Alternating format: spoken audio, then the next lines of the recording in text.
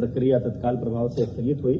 हम double bench में appeal में गए हैं, जैसा सुनवाई पूरी हो चुकी है, फैसला रिजर्व है, जैसा माननीय न्यायालय का आदेश होगा तदनुरूप कार्रवाई करेंगे। लेकिन इस बीच अनावश्यक राजनीति करते हुए प्रदेश के नौजवानों के संवरते हुए भविष्य से खिलवाड़ करते हुए इस पूरी भर्ती प्रक्रिया को बाधित करने की मंशा से भर्ती ना होने पाए, क्योंकि अपने आप में ऐतिहासिक घटना है।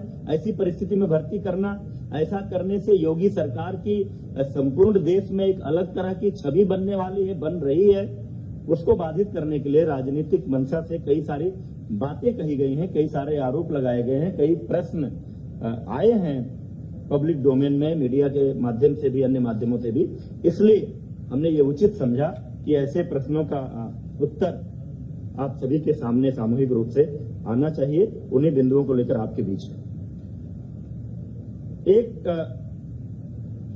तुरंत का ज्वलंत मामला इस सहायक शिक्षक भर्ती परीक्षा में प्रयागराज का एक विद्यालय जो उस भर्ती परीक्षा में केंद्र था, उस केंद्र उसके जो प्रबंधक और उससे जुड़े हुए एक गिरोह जो धोखाधड़ी के काम में लिप्त रहता है, उसको लेकर एक मामला आया था। मामला यह है कि राहुल नाम के शिकायतकर्ता ने मई 2020 में यह शिकायत दर्ज कराई कि फरवरी 20 में किसी ने उसको भर्ती करवाने के लिए। अब यहाँ यह बात उल्लेखनीय है कि परीक्षा हो चुकी थी 6 जनवरी 2019 को, परिणाम तैयार हो चुके थे, परिणाम घोषित भी हो चुका होता शायद इसके पहले, लेकिन माननीय न्यायालय द्वारा कट ऑफ के मामले पर स्थगन आदेश देने के कारण केवल परिणाम की घोषणा नहीं हुई थी। इस बीच इतने दिनों बाद जनवरी 19 के बाद मई 2020 में शिकायतकर्ता राहुल की शिकायत आई कि फरवरी 2020 में किसी ने उनको इस भर्ती करवाने के लिए इस भर्ती में पैसे लिए। तब तक परीक्षा संपन्न हो चुकी थी, परिणाम तैयार हो चुका था। मामला माननीय उच्च न्यायालय में लंबित होने के कारण केवल परिणाम की घोषणा नहीं हुई थी। इसलिए फरवरी 20 से मई 20 में किसी लेन देन के कारण परीक्षा के परिणाम पर प्रभाव नहीं पड़ने वाला था।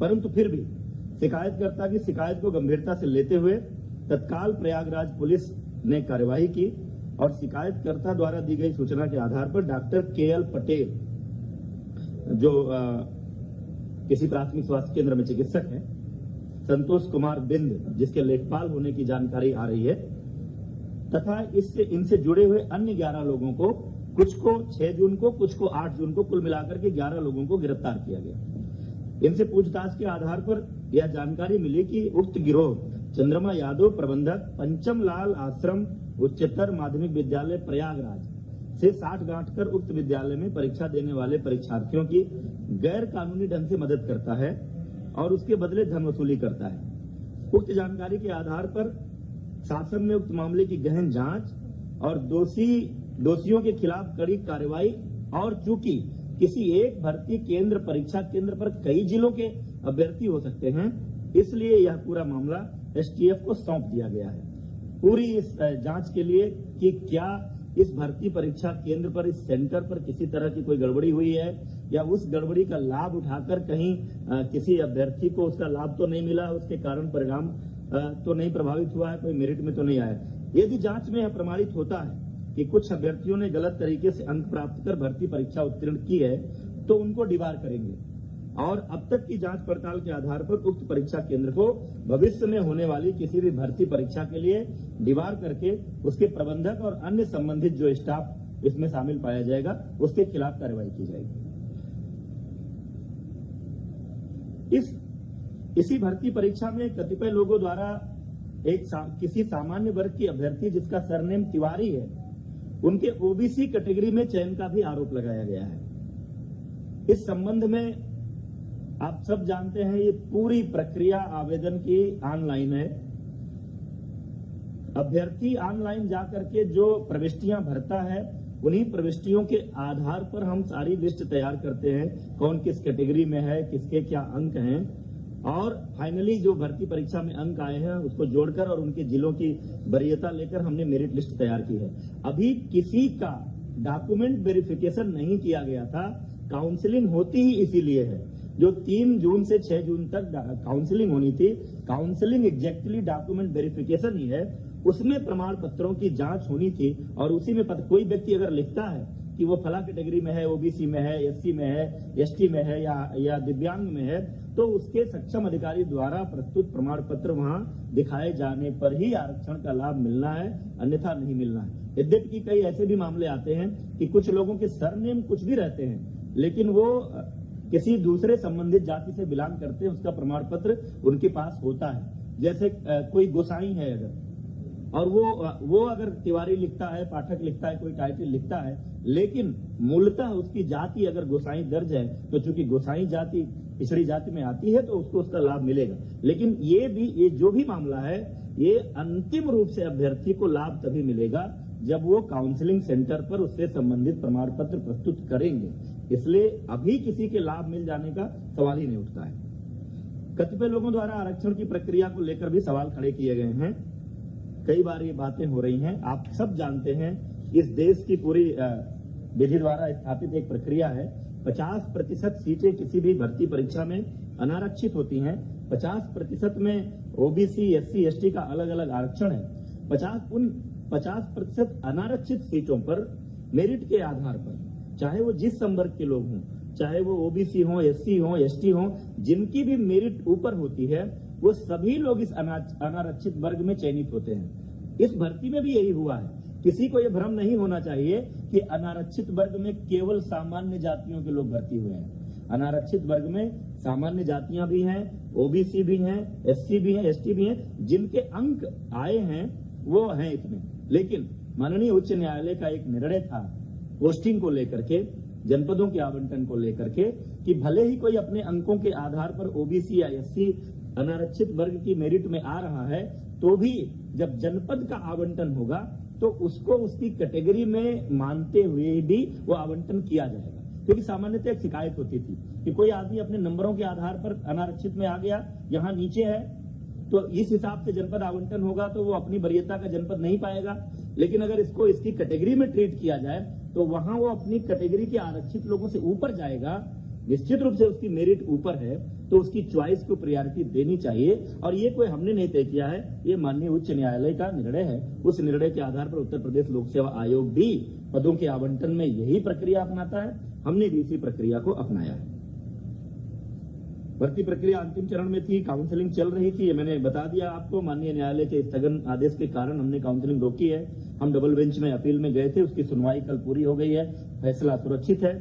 जैसा निर्णय आएगा माननीय न्यायालय के निर्णय के अनुरूप हम उसमें आगे की कार्रवाई करेंगे। इसी संदर्भ में एक अपडेट माननीय सर्वोच्च न्यायालय से भी आई है कि आगे कोई डेट लगी थी, लेकिन इस बीच में कोई जो प्रतिवादी गण है उन्होंने कुछ रिप्रेजेंट किया है और बीच में किसी दूसरे माननीय न्यायमूर्ति ने उस मामले को एंटरटेन किया है। और उस आधार पर कोई एक मीडिया के माध्यम से भी आप लोगों को भी सूचना आ रही, कोई एक गाइडलाइन आ गई कि 69,000 में से 37,000 कुछ पदों को रोकते हुए शेष पर आप भर्ती करें। इसमें चूंकि हमारे विभाग का पक्ष नहीं सुना गया है वो निर्देश जारी करते समय, इसलिए हम वो मॉडिफिकेशन के लिए वहां पर अपील कर रहे हैं कि इस आदेश में संशोधन हो।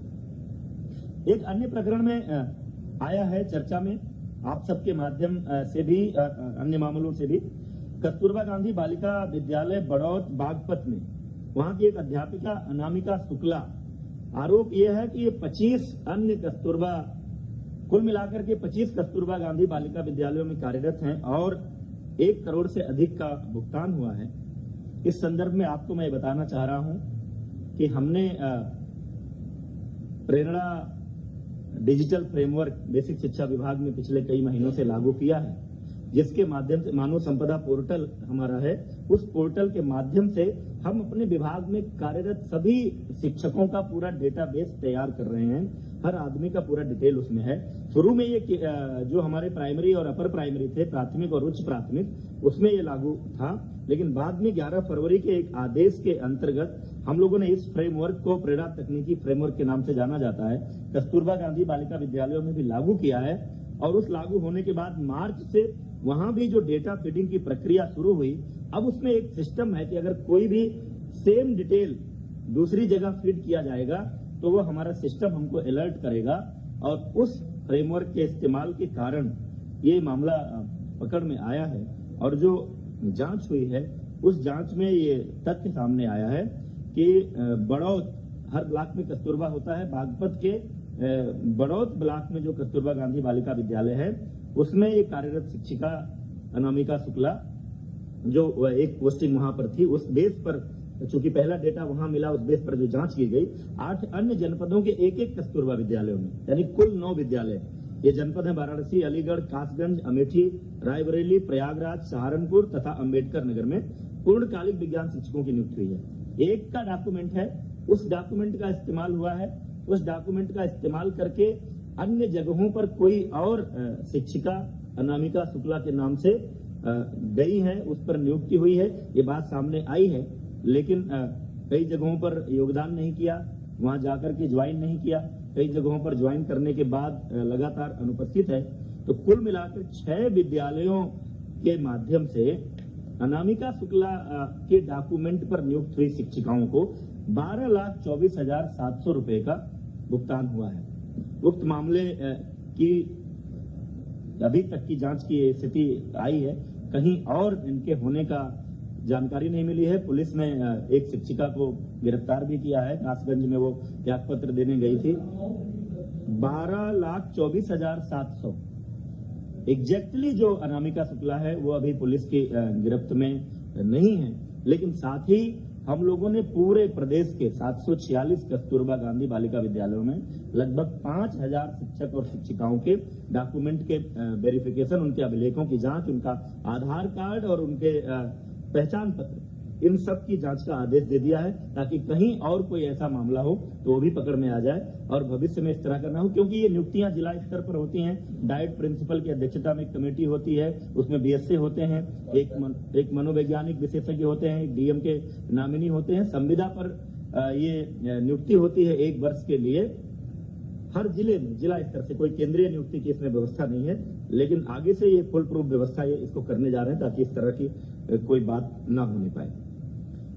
अंत में एक बात मैं जरूर कहना चाहता हूं, उत्तर प्रदेश की योगी सरकार भ्रष्टाचार के प्रति जीरो टॉलरेंस की नीति पर काम कर रही है। हमारे सामने, हमारी सरकार में कभी भी, जब भी योगी सरकार के सामने किसी भी क्षेत्र में, किसी भी मुद्दे पर कोई भ्रष्टाचार की शिकायत आई तो सरकार ने ऐसे किसी विषय को दबाने छिपाने की कोशिश नहीं की। तुरंत ही सक्षम अधिकारियों को ऐसे मामलों की जांच सौंपी जाती है और उस जांच के परिणाम के आधार पर दोषी व्यक्तियों के खिलाफ कार्रवाई की जाती है। पिछले सरकारों के समय में जो हमारे उच्च प्राथमिक जो विद्यालयों में नियुक्तियां हुई थी, योगी सरकार के आते ही माननीय मुख्यमंत्री जी के संज्ञान में ये विषय आया कि कुछ संख्या में फर्जी शिक्षकों की नियुक्तियां हुई हैं। तुरंत ही ऐसे शिक्षकों की जांच करने और उनको बाहर करने के लिए माननीय मुख्यमंत्री जी के आदेशानुसार एसआईटी को और एसटीएफ को अलग अलग मामलों की जांच सौंपी गई और उसका परिणाम ये रहा कि एक बार 775 शिक्षकों की सेवा समाप्ति की गई। पूरी फुल प्रूफ जांच के बाद जो फर्जी पाए गए, 522 के विरुद्ध एफआईआर दर्ज कराई गई है। 23 अध्यापकों के विरुद्ध नियमानुसार कार्यवाही गतिमान है, क्योंकि एक स्थापित प्रक्रिया है। नोटिस देते हैं, उनको अपना पक्ष रखने का मौका देते हैं ताकि वो न्यायालय में भी जाएं अगर तो हमारी कार्यवाही पुष्ट हो। इसके साथ ही साथ एक 2004-05 में डॉक्टर भीमराव अंबेडकर विश्वविद्यालय आगरा से बीएड की कुछ फर्जी डिग्री का मामला आया था। उनमें से जिन लोगों पर संदेह था, ऐसे 1356 अध्यापक चिन्हित हुए थे, उसमें से भी 926 की सेवा समाप्त की जा चुकी है। 406 के विरुद्ध कार्यवाही गतिमान है।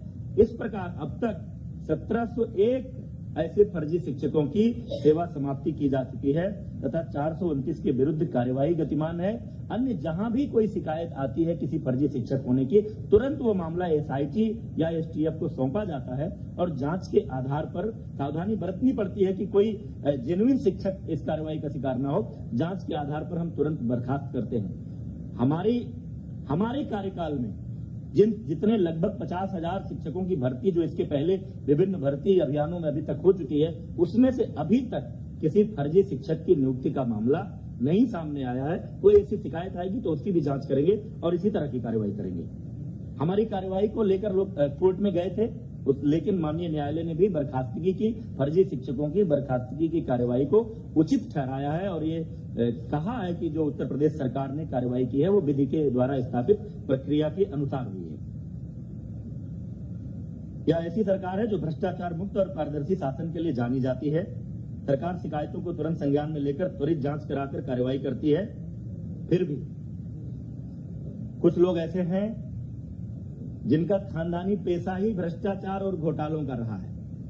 उनका पूरा इतिहास भ्रष्टाचार का, घोटालों का रहा है, तो वो उनकी कल्पना में नहीं है कि इतनी बड़ी कोई भर्ती या इतनी बड़ी संख्या में रोजगार देने का अभियान ये बिना भ्रष्टाचार के कैसे हो सकता है। क्योंकि स्वाभाविक है कि जिसका अपना जो ट्रैक रिकॉर्ड रहता है, जिसका अपना जो स्वभाव रहता है, आदमी उसी आधार पर सोचता है। इसके पूरी भर्ती, मैं एक आरोप लगाना चाहता हूं, पूरी भर्ती प्रक्रिया को डिरेल करने के लिए योगी सरकार को इस बात का श्रेय न मिले कि जिस तरह से कोरोना के कारण उत्पन्न हुई महामारी में पूरे प्रदेश की 23 करोड़ से ऊपर की जनसंख्या को एक एक व्यक्ति को भोजन मिले, राशन मिले, जीवन निर्वाह भत्ते के रूप में 1000 रुपया जो पात्र व्यक्ति हैं उनको मिले, साथ ही 1500 से अधिक ट्रेनों को लगा करके जिस तरह से लगभग 30 लाख प्रवासियों को प्रदेश में लाया गया, फिर उनकी स्किल मैपिंग हो रही है, उनको भी राशन और निर्वाह का भत्ता दिया जा रहा है और आगे उनको भी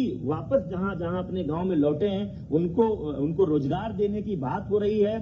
सबके जीवन निर्वाह की व्यवस्था का प्रयास हो रहा है। ऐसे में इन परिस्थितियों में इतनी बड़ी भर्ती अभियान ये सफल ना होने पाए, इसको लेकर कुछ लोगों ने एक राजनीतिक अभियान चलाया है और तमाम सारे ऐसे प्रयास किए हैं। उनको रास नहीं आ रहा है कि उत्तर प्रदेश के नौजवानों का भविष्य कैसे संवर रहा है, योगी सरकार को यह यश कैसे मिले, इसको लेकर तमाम लोग शुरू से, जब से माननीय न्यायालय का फैसला आया, हमने आंसर की जारी किया, हमने रिजल्ट जारी किया, सोशल मीडिया के माध्यम से तमाम तरह का भ्रम फैलाने की कोशिश की गई, अभ्यर्थियों को उद्वेलित करने की कोशिश की गई, अव्यवस्था पैदा करने की कोशिश की गई, लेकिन सरकार ने पूरी तत्परता, पूरी तन्मयता और पूरी कुशलता के साथ इस भर्ती प्रक्रिया को आगे बढ़ाया है। माननीय उच्च न्यायालय, माननीय सर्वोच्च न्यायालय में कुछ लोग गए हैं, उनका अधिकार है। जैसा माननीय उच्च न्यायालय का और माननीय सर्वोच्च न्यायालय का आदेश आएगा उस अनुरूप हम इस कार्रवाई को पूरी करेंगे। योगी सरकार की मंशा ये है कि ये भर्ती प्रक्रिया यथाशीघ्र कुशलतापूर्वक पूरी हो,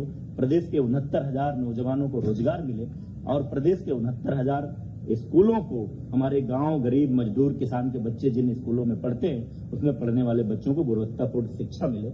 ये बातें आपके सामने